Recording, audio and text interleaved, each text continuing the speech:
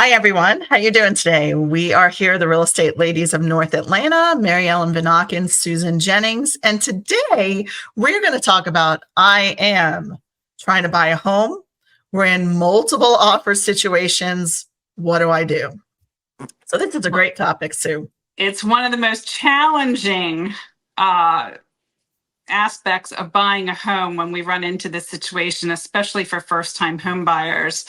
And so there's several strategies that they can use and we can use to increase their odds of being able to obtain that home and actually be able to close on that home. The first thing we want people to do is to get pre-approved for a mortgage. We want to make a strong offer. Thirdly, we want flexible terms and a clean offer, and we'll talk about what that means.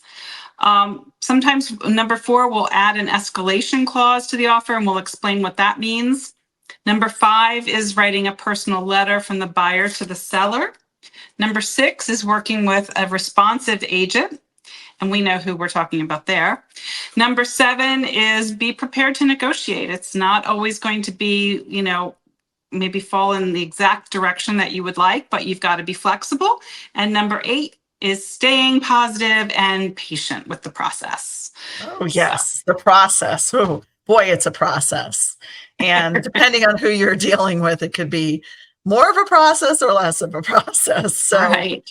let's talk about of course cash is king, but sometimes people who have cash will put a lower offer in and they might take our offer if it's not cash. So because we have better terms. Right. So we're going to get our clients pre-qualified or pre-approved. So Right.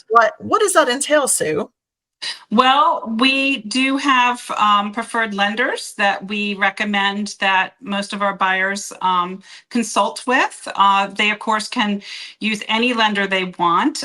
Sometimes it's helpful for them to get input from 2 or 3 lenders until they make a decision, because not all banks or financial institutions have the same types of products.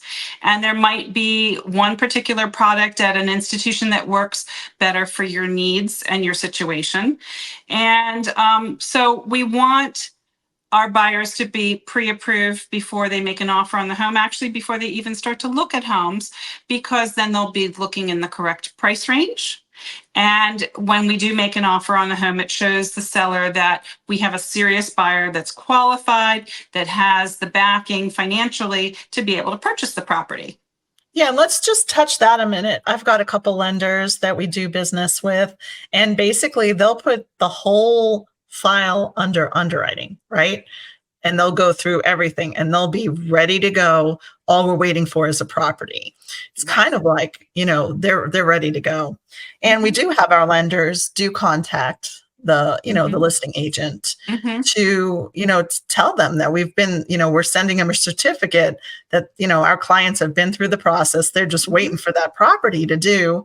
And also just having that extra touch from our lender to the listing agent, not us saying, oh, our clients are qualified, let's go. We're directly having the lender call the listing agent to let them know that. And Right. and as in the listing agent too, as well, we do like those conversations, because we could get 10 offers on a property and maybe we get 1 or 2 lenders that call us. Usually nobody does. So it's just an extra touch that Right. tells how serious our buyers are to buy this house. Right. And whenever we do have a pre-approval letter from our buyer, or even proof of funds letter if they're a cash buyer, we always send that over with the offer so that the seller knows that, this is the real deal. These people are serious. Okay. So let's talk about putting a strong offer in. So I would say if I'm the listing agent and you're, say, the buyer's agent, you would call me up and you'd say, hey, my clients are really, really interested in this property. And you would say to me, like, well, what does your seller want? Right. Is there anything in particular that the seller needs, such as a particular closing date? Or, is there anything that, kind of has some fur growing on it around this deal that I need to know about? And a lot of listing agents will go, oh, the highest price. which doesn't help us. So we try to build that relationship in the beginning with the listing agent and say, hey, we want to make the best offer we possibly can. So if any information that you can give us would be helpful.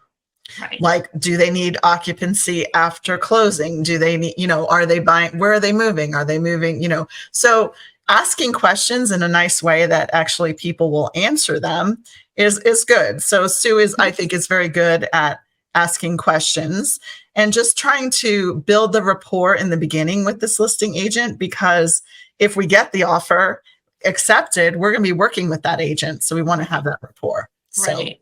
The one thing in real estate, you know your client and you know yourself and your own team, but you often don't know the personality of who's going to be across the table from you and the personality of their agent. So we all need to be flexible and we all need to find a win-win solution for, making this all work together smoothly and getting it to the closing table appropriately.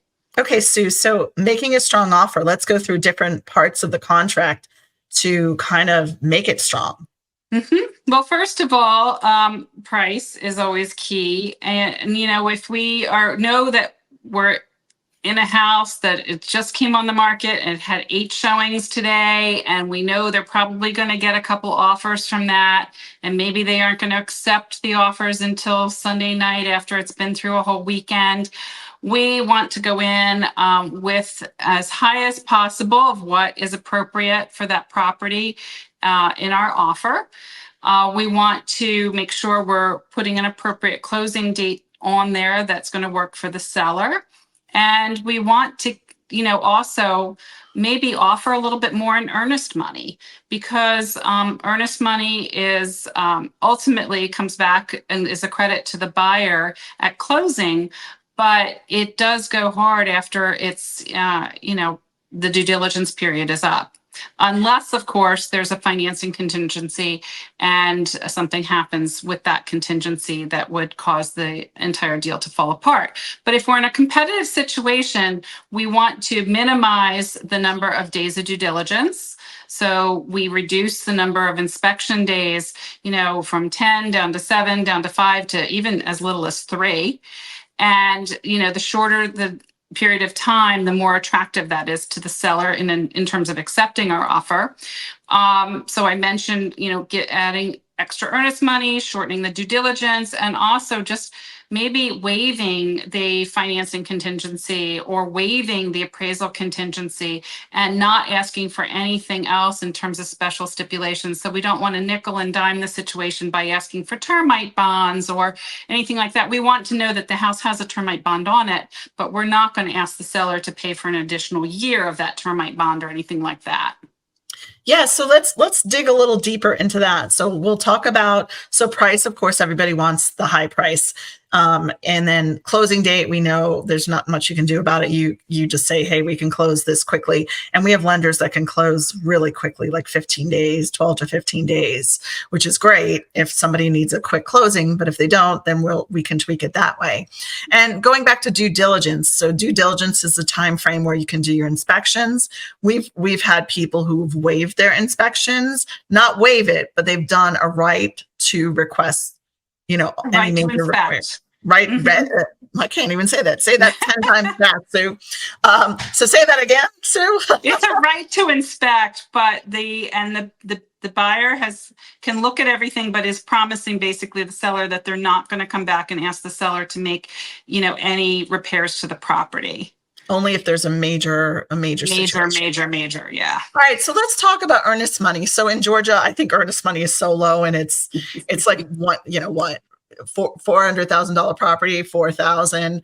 Tell us a story about, I remember having, us being listing agents, and we had someone who came in and the property was in maybe 600,000 and they put $150,000. Oh down. Yeah. That was a big factor for the sellers in accepting that offer. I mean, first of all, the offer, to be perfectly honest, it was over asking because we had so many offers on that property. But these buyers were so committed to buying that property that they were like, we'll give you $150,000 of earnest money, and, we're only going to take, 3 or 5 days of inspection, and we're going to waive our financing contingency. We're putting $150,000 into this from day one. Yeah. So that shows the motivation. The more money you can Right. put down. And honestly, earnest money just goes from escrow in our office or an attorney's office to the attorney's office. And then you just bring that less amount of money to the closing table. Right. So if you have the money Right. lying around, it gets credited to the buyer either way. So it's really behooves the buyer in terms of enticing a seller to take the offer by putting up more earnest money up front. Yeah, no, that's good. So let's talk about like financing and appraisal contingencies. So in an FHA loan, there is no, the appraisal is the appraisal. It sticks, right? So there is no, you can't have an appraisal contingency of 0 because that doesn't happen. No. Now, if you're doing a conventional loan, you can have waiving the appraisal. So if the appraisal comes in low, then the buyer's responsible to cover that by putting more money down. So if they're putting 20% down and then the appraisal came in a little low, then they would have to put a little bit more money. So you're rolling the dice on that. Except that's more attractive to the seller because the least amount of contingencies, right? Of somebody to get out of a contract. So that's just another direction to kind of look at things. We can't control the VA or an FHA loan when it comes to appraisals, but on a conventional loan, you can. So what many people might not understand is that FHA, you're putting 3.5% down generally. That's the minimum that you can put down. There are conventional loans that are 5%. Some are a little bit less than 5%, but the difference between those two products basically too is the interest rate. Right. So you might actually do better, from a lower interest rate with an FHA, but FHA loans can take longer to go to closing, whereas conventional loans, we can close a lot faster. Yeah. Yeah, actually doing an FHA loan right now, and I think we're closing in like 15 days. It's like incredible. So it's incredible what sometimes you can do if you have a lot of pull in this industry. So so that's kind of cool. So we talked about flexible terms, the terms of the contract there, not asking for any special steps, just kind of having the contract ready to go. Let's talk about an escalation clause, okay? And some people like that, some people don't like that. That's another relationship that you ask the listing agent, would your seller entertain an escalation clause? So go into that, Sue, a little bit. So basically what an escalation clause says is that the buyer will pay X amount of money over the next highest offer with proof of that offer within 24 hours or whatever it is. And so that escalation clause can be capped or not capped. So, it makes some buyers a little bit nervous if they're, financially not in a position to go much higher on their offer. Some sellers find escalation clauses appealing, and some find them to be a little bit annoying because it's just puts another level of competition in there that they don't want to deal with. Ultimately, I personally think escalation clauses are a good thing because it's money in the seller's pocket, and the buyer, may or may not have to go higher to acquire the home, but they'll ultimately be able to get that home for not a whole lot more than what their original offer was. Sometimes we'll say, we'll go $1,000 over the next highest offer with a cap of, $5,000 of whatever it is. So, yeah. And I've seen 10,000 over the highest offer. I've seen all kinds of, it just also shows that your client really wants the house, is motivated and willing to put in whatever it takes if the seller is looking at escalation clauses. Now, as a listing agent, when we do have multiple offers, we will put, first of all, we will make it really easy on the agents. We will put a Google sheet where they put in the information of all the terms, which then goes into a spreadsheet, which then we sit there and we put it, it's everything's in one spreadsheet. And then we send the spreadsheet to our clients and we say, here's the, say if there's 10 offers, pick your highest, your favorites, 1, 2, and 3. And I don't say anything to them. I say, you pick your favorite 3. And then I'll pick my favorite 3. And, we'll see, kind of see and discuss each and every one of them. So we make it easy for the buyers who are making offers on our listings because we are prepared for it. So I think that that's a really good thing, working with agents who are prepared and going in the escalation clause. Right. So a couple other things about multiple offers and escalation clauses and all is we want to make sure that the buyer actually has viewed and personally toured the property that they're putting an offer in on. You mean no sight unseen, Sue? I've had buyers buy 7-figure properties and have never visited them, but every situation's a little different. But we generally like to see, when we're in a multiple offer situation, we like to see that the buyers have all toured the property. And if they haven't toured the property, we encourage them to get an appointment ASAP and go through the property immediately. You mean not their list, their agent just writing an offer, sight unseen, exactly. Hey, we went through the house, it's okay, or didn't even look at the house, we're going to send you an offer. Investors do that a lot. They'll send you offers on properties sight unseen, and we just don't like to practice that. I mean, there's certain situations where that might be okay, but not in a multiple offer situation, because we don't want to have to sell this house 3 times. We want to just sell it once to the best offer. We don't even say highest and best offer. We say the best offer. Best offer could, sometimes we've had clients take offers that weren't as high because it had better terms. So and one thing that I want to point out too, when we put that spreadsheet together of all of our multiple offers as the listing agent, we're presenting that to our buyer. That spreadsheet does not include the names or anything of who the offer is from. It might have the name of the agency that, the broker that's representing the buyer, but the names of who the buyers are not on that sheet, so that there is no opportunity for the seller, as they're choosing their buyer and their offer, to have any influence in terms of ethnicity, you know what I'm saying? Ethnicity, 10 times fast. Culture, demographics, or anything like that. And ultimately, it's a totally unbiased approach. Right. And then just going in, and we're just going to touch really quick on personal letters. Some people allow it, some people don't, say they're ethical, unethical. Sometimes, like we've had sellers who want to know everything about the buyer. So then we call the agent and we say, hey, can you put a letter together stating about your buyer? And that's a request that our seller's asking. You can put a personal letter together. Some people like it, some people don't. We don't really get involved in that. We just, if our seller is requesting that, then we're gonna ask for it. So we'll keep that release. It's very controversial, so we'll just keep that on a lower thing there about personal letters. But I have seen the personal letters sway a decision, because they can be very heartfelt. And, some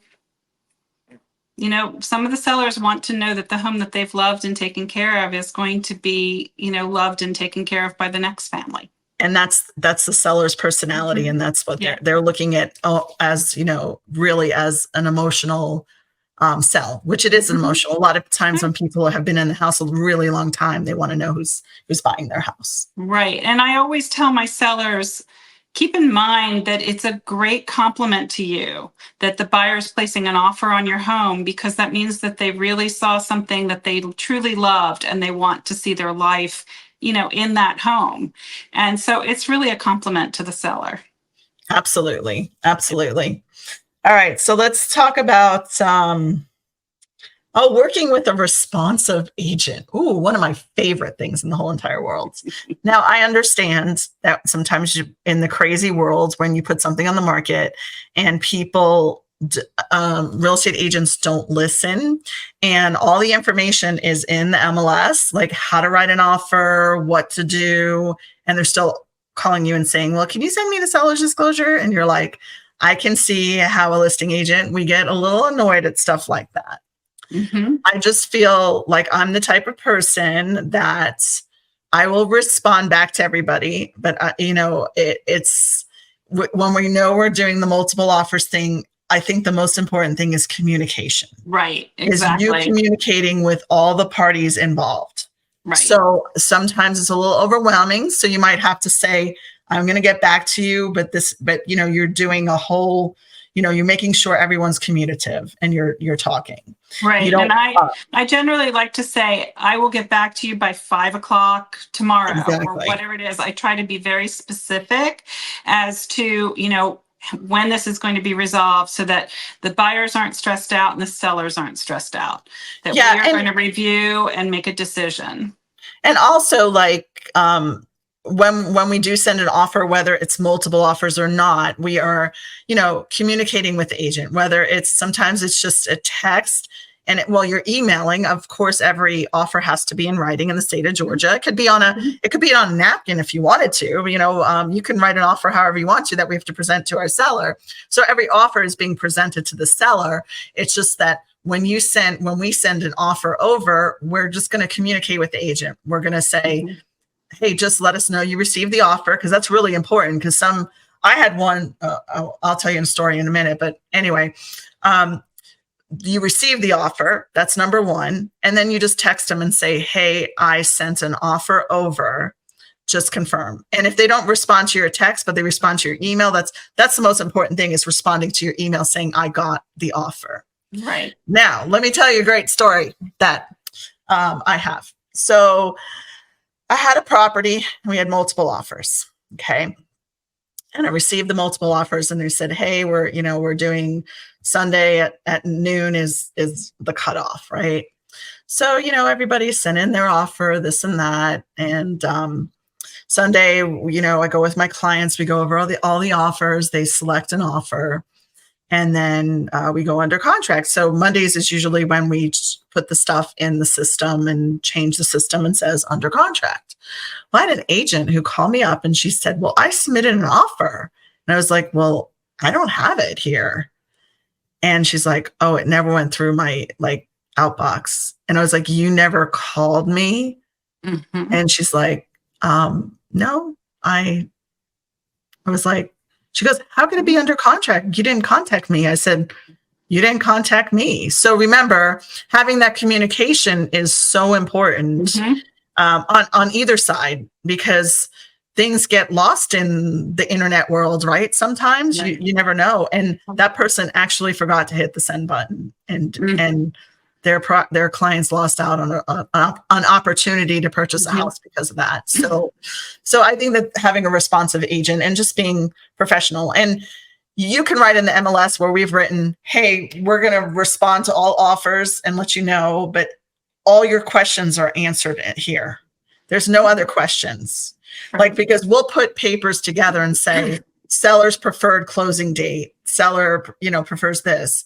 So if it is a busy where you have a ton of showings, we're all not going to pick up the phone if your phone is ringing off the hook on a weekend when you're, working with other clients or whatever you're doing. So you're going to communicate with those agents when available, but you will communicate with them. It's just in a timely manner. Right.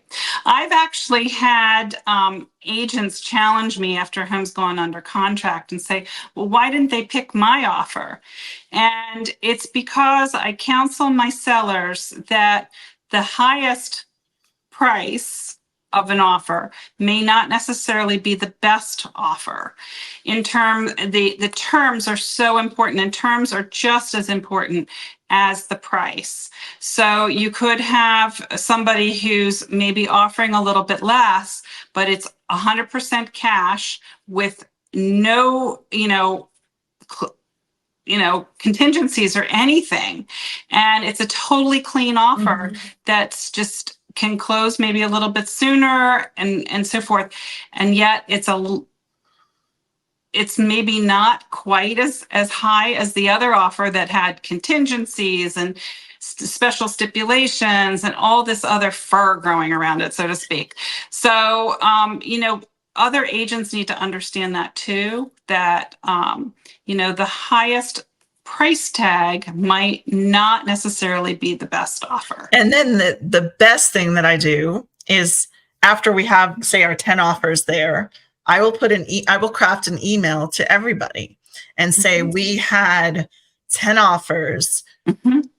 8 of them were over list, and this many had contingencies, this many had this and that. So the email goes out to all the agents who have submitted an offer so they can educate their buyer that the reason why they didn't get this is because, look, we did an offer over list price, or we have a financial contingency and an appraisal contingency, and they didn't. So I think that also helps with the phone calls of like, why didn't we get it? My people really want this, blah, blah, blah, blah. And all I say to people is just put your best offer in.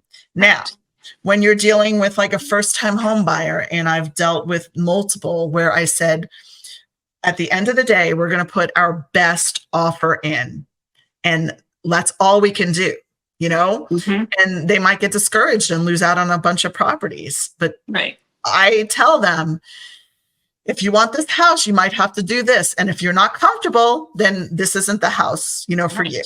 So we have to also make sure that the people who are writing the offers don't have buyer's remorse and be like, oh, I shouldn't have done that. So after anything I do, I always double check with them. Are you okay with this? Are you okay to go to this price and close on this day and do all these terms if you win this bid? So, yeah. Right. And, going along with that, I do appreciate it when I'm representing a buyer and maybe that buyer doesn't get that house. I appreciate it when the listing agent gets back to me with feedback as to why my buyer didn't, get that particular home. We have a pretty good track record between Mary Ellen and myself of getting buyers into homes, but it does happen where you're up against, 18 other offers on a particular home, and you just have to put your best offer in and then, wait it out. Right. Yeah. And you also have to make sure that these buyers are, if they're putting in offers in all these different properties, that, you have to have a backup too as well. Because sometimes things will fall. That's why I always tell my clients, pick your top 3. I'm going to pick my top 3, and then we're going to have a conversation about what's your top, and and just go over your top 3. And then I would give you my advice on, these are my top 3s. And usually they're the same or similar. And just the reasoning why, because you also want to educate your seller that this is going to be better for you, because you don't have to, you can have temporary occupancy for 2 days while you're moving to your other house. So you're not rushing out of here day of closing. So, just those little tidbits are important too, as you're talking to a seller. Yeah. So the seller and the buyer both need to remain calm and flexible.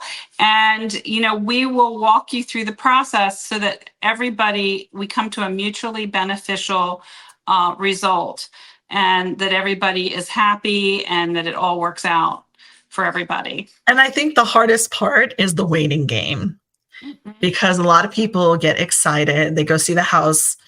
And I look at that too when I have a property listed and people go see it right away. They are motivated. Usually the people that are in there the first day are motivated. And then they're like, okay, we put our offer in, and then you're like waiting for 3 days, and it's like 3 days that seem like 3 weeks, right?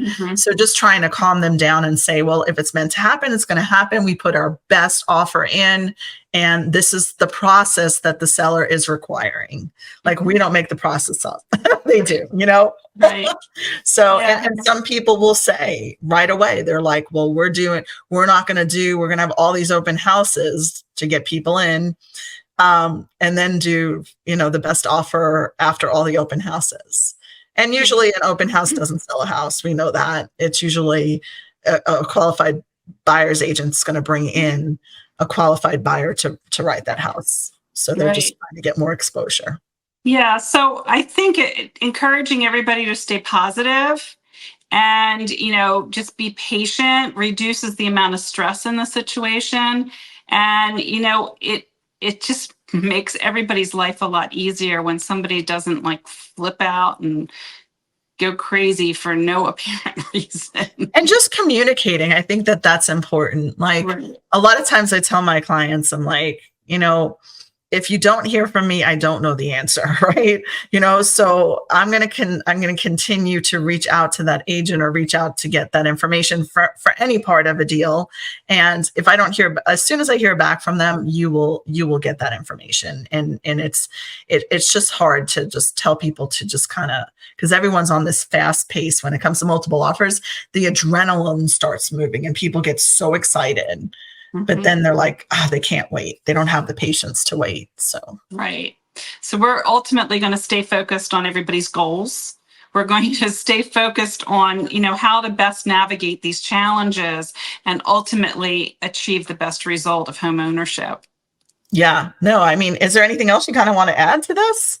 No, I think we've pretty much covered everything.